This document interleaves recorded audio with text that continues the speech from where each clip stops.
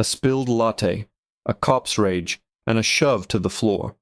He thought it was a victory. I knew he had just signed his own life sentence. The hiss of the espresso machine was the soundtrack to my Tuesday morning ritual. It was a comforting sound, a promise of caffeine and a brief moment of peace before diving into a mountain of legal briefs. I was a corporate lawyer, and my life was a carefully constructed fortress of schedules, depositions, and billable hours.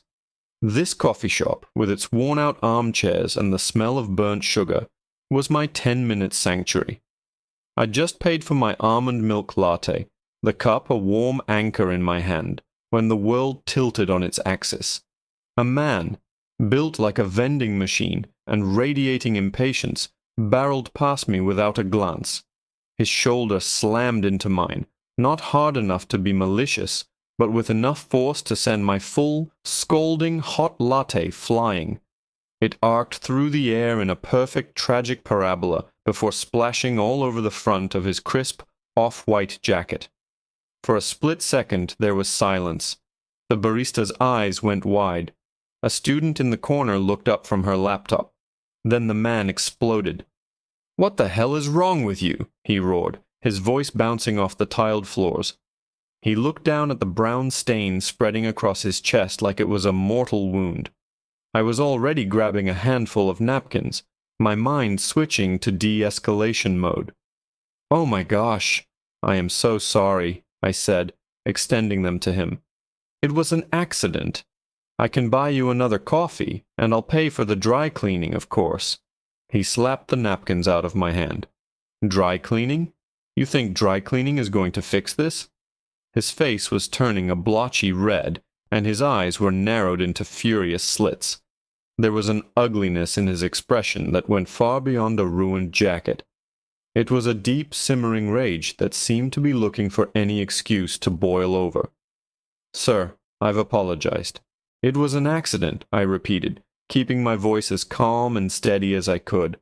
I dealt with angry clients, opposing counsel, even furious judges. I knew how to handle difficult men. Or so I thought. "Don't you sir me," he snarled, taking a step closer. He was intentionally invading my space, using his size to intimidate me. I could smell the stale cigarette smoke on his breath. "You people are always so clumsy, so careless. You think you can just do whatever you want." "You people." The words hung in the air, thick and poisonous. Suddenly, this wasn't about a spilled coffee anymore. Every person of color knows that phrase. It's the verbal shorthand for a whole universe of prejudice. The temperature in the room dropped.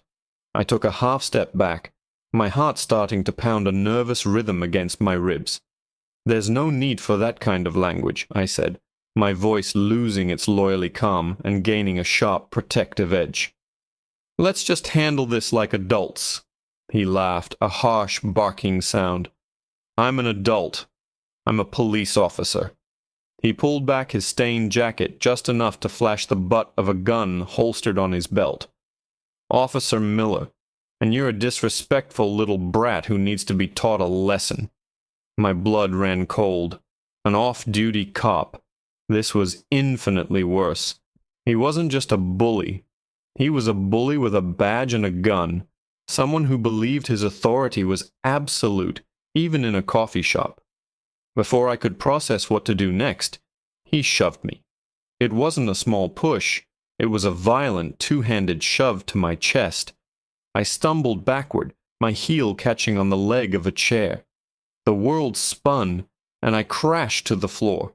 My laptop bag hit the ground with a sickening crunch, and my head smacked against the hard tile with a dull thud that echoed in my skull.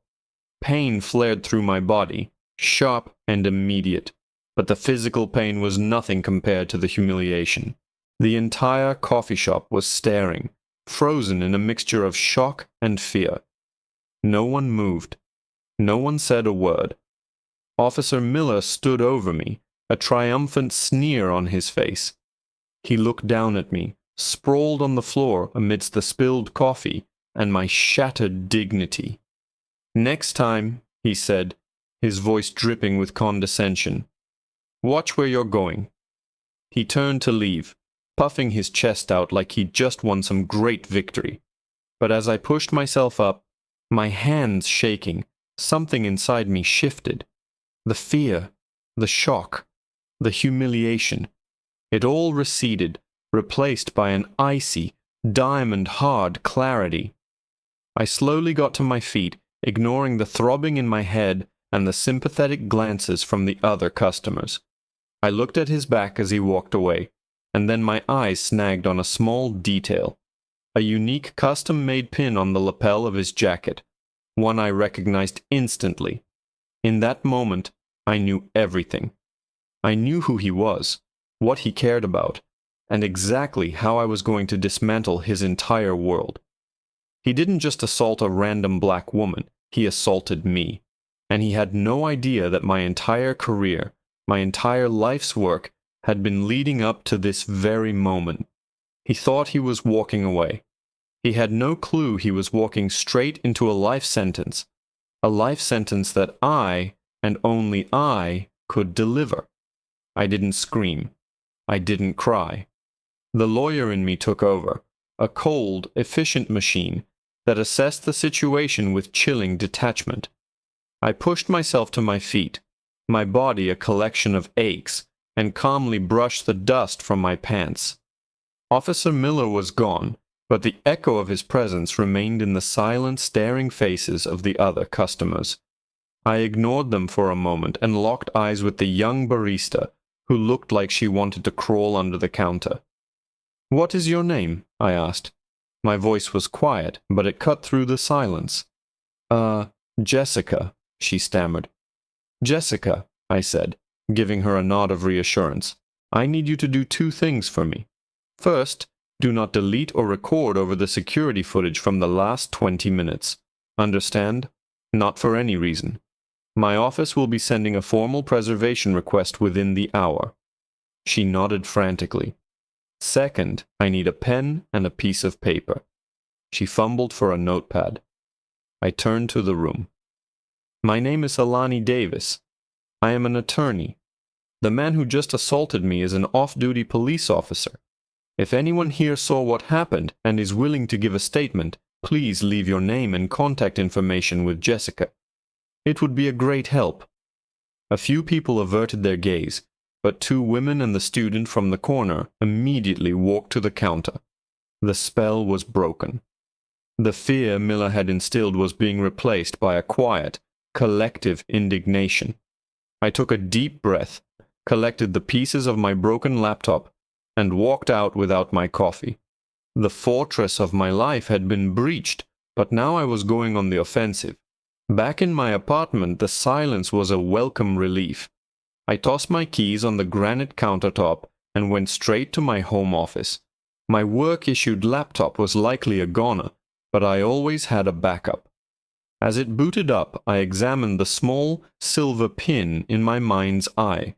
It wasn't a police union pin or some generic Masonic emblem. It was an angel's wing, intricately detailed. I knew it because I had seen it just last month in a glossy brochure during a charity gala my firm had sponsored. I typed Officer David Miller and the name of our city's police department into the search bar. His face, the same blotchy, enraged face from the coffee shop, popped up in a dozen news articles. But here, he was smiling. He was Officer Miller, the community hero, shaking hands with the mayor. Officer Miller, founder of the Miller Family Foundation for Pediatric Organ Donors. And there it was, in photo after photo, the silver angel wing pin, gleaming on his lapel. The articles told a story designed to tug at the heartstrings. 10 years ago, his 6-year-old daughter, Lily, had died on the waiting list for a heart transplant. In his grief, Officer Miller had channeled his energy into creating a foundation in her name. The Miller Foundation was a local darling, raising millions to support families of children needing transplants, funding research, and running organ donor awareness campaigns. His wife, Sarah, was its executive director. He wasn't just a cop. He was a saint in a uniform, a grieving father who had turned his personal tragedy into a public triumph. He had built a fortress of his own, one made of public goodwill and the unassailable memory of a dead child, and I was about to tear it down, brick by brick. He thought I'd file a complaint, an internal affairs investigation he could charm or intimidate his way through. Maybe a civil suit for assault that his union lawyers would drag out for years until I gave up. He was thinking like a cop. I think like a corporate attorney. I don't fight in back alleys. I execute hostile takeovers. His foundation was his life's work, his public shield, the legacy of his daughter. And I was going to treat it like a rogue corporation with something to hide.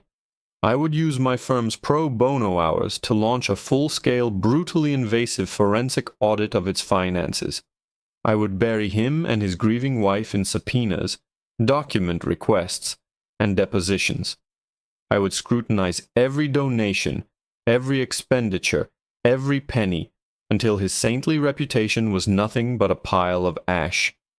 Even if he was clean, and bullies like him are never truly clean, the public nature of the investigation would destroy him. The accusation would be enough. I would poison the very thing he held most dear. That was the life sentence. I downloaded the Foundation's publicly available annual reports and tax filings. It was late, but my mind was on fire. I pored over the spreadsheets, the lists of donors, the expense reports. It all looked plausible on the surface. But my job is to find the cracks in a flawless facade. For hours I scanned through columns of numbers, my eyes blurring. Then I saw it.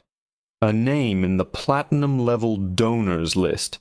A multi-million-dollar donation, listed every year for the past 5 years. The donor was a corporate entity. The Redwater Group. My blood turned to ice. The Redwater Group wasn't just a company I knew. They were the parent corporation of my firm's single largest client. I had personally spent the last 6 months negotiating a merger for them. And I knew with absolute certainty that their corporate charter and internal bylaws contained a very strict, ironclad clause. A clause I myself had referenced just 2 weeks ago. They were explicitly forbidden from making charitable donations to any organization affiliated with law enforcement. The donation was impossible. It never happened. I was staring at a multi-million-dollar phantom, a lie sitting at the heart of Officer Miller's sacred foundation. And in that chilling moment, I realized this was no longer about a spilled coffee. This was something far bigger, far darker, and I had just stumbled right into the middle of it. The Redwater Group's donation was the loose thread, and I was going to pull on it until Officer Miller's entire world unraveled. The next morning I walked into my firm not as a victim, but as a predator who had caught the scent of blood. I bypassed my own office and went straight to Martin Jennings, the firm's senior partner and a man who valued 2 things above all else: the firm's reputation and its bottom line. I laid it all out for him in his cavernous office: the assault, Officer Miller, the foundation, and the impossible donation from our biggest client. I didn't have to play up the drama. The facts were damning enough. I watched his expression shift from polite concern to sharp, calculating focus. "You're certain about Redwater's charter?" he asked, his voice low. "I'd stake my career on it, Martin," I replied. "I wrote the memo on it myself last quarter.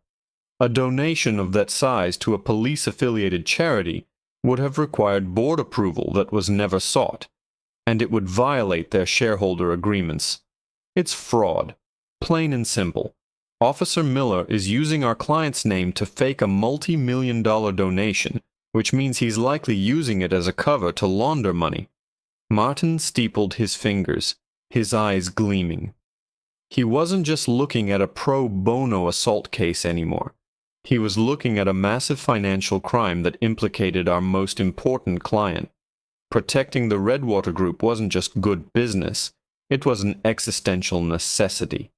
"Alani," he said, his voice imbued with a new level of respect. "You have the full, unrestricted resources of this firm at your disposal. I want a team. I want forensic accountants. I want every document subpoenaed, every bank record scrutinized. Let's go hunting."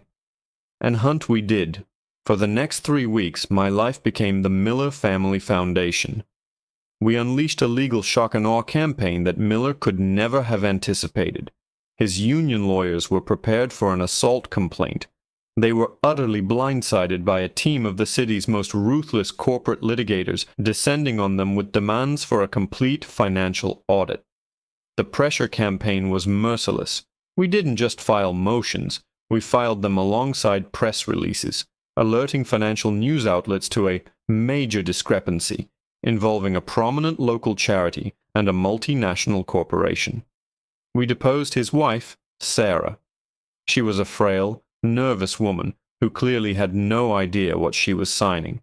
Under the gentle but relentless questioning of one of my colleagues, she crumbled, admitting she just signed whatever tax forms David put in front of her. The forensic accountants found the scheme quickly. It was amateurish but effective. Miller had created a shell corporation with a name very similar to a legitimate Redwater subsidiary. He was funneling money from unspecified private donors through this shell company and then listing it as a legitimate corporate donation from the Redwater Group.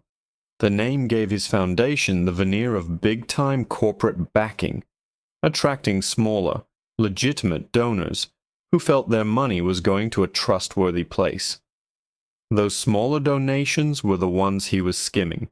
He was stealing from the grief of other parents, using the memory of his own dead daughter as a shield. The final nail in his coffin came from an unexpected source, the student from the coffee shop. Her name was Maya, and she was a journalism major. She hadn't just given her name, she had recorded the entire incident on her phone, starting from the moment Miller started screaming about his jacket. The video was crystal clear. It showed his aggression, the shove, the gun on his hip, and his sneering face as he stood over me. It completely contradicted the report he filed, in which he claimed I had been verbally abusive and had accidentally tripped while flailing my arms at him. Armed with irrefutable proof of financial fraud and the video of the assault, we didn't go to the police. Martin and I went directly to the district attorney. We laid out a case so airtight, so perfectly documented, that it left no room for wiggling. This wasn't just about a cop roughing someone up anymore. This was a high-profile, multi-year wire fraud and money laundering scheme that had defrauded a major corporation and countless private citizens. Officer David Miller was arrested at his home 2 days later. The charges included assault, filing a false police report, multiple counts of wire fraud, and money laundering. The press had a field day. The hero cop was a fraud. The Sacred Foundation was a slush fund. His life was over. His name, once a symbol of hope for grieving parents, was now synonymous with disgrace. The public goodwill he had so carefully cultivated vanished overnight, replaced by disgust and betrayal. He lost his job, his pension, his reputation, and after his wife filed for divorce, his family. He took a plea deal to avoid a longer sentence, but he would be serving hard time. I never saw him again in person, but I watched his sentencing on the news. He looked like a different man, deflated, broken, stripped of his arrogance. The judge called his actions a profound betrayal of the public trust. As they led him away in handcuffs, I felt a quiet, grim satisfaction. He had thrown a scalding cup of coffee on my life, trying to burn me. He had no idea he was dealing with someone who knew how to start and control a forest fire. He handed me a ruined jacket and a bruised head. I handed him a prison sentence, a shattered legacy, and a life in ruins. And the world was, in a small way, a little more just.